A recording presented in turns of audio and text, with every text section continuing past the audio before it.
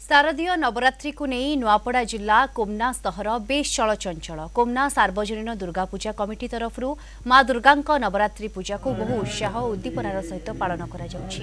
कोमना पूजा मंडप में देवी दुर्गा को कालरात्रि रूप में पूजा करा जाउछि। सुउच्च तोरण सांग को रंगीन आलोकमाल पूजा मंडप झलसुछि।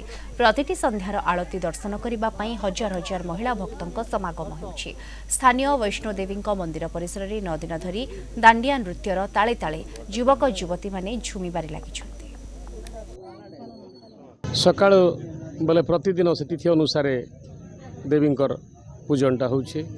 स्नान करी करी पंचोपचार आ मुख्य देवींकर षोडशोपचार पूजन होचे। महास्नान होचे, भृंगारी स्नान होचे आ देवींकर पूजन होचे। आ संध्या बेले पंचोपचार पूजन हे करी मांकर महाआरती होचे। आमर ये जो शारदीय दुर्गा पूजा 1961 मसीहारू ये पूजा हो आसुची। ए वर्ष यहाँ हूँ 64तम दुर्गा पूजा। ये गाँव में केवल गोटे जगार आम दुर्गा पूजा करूँ।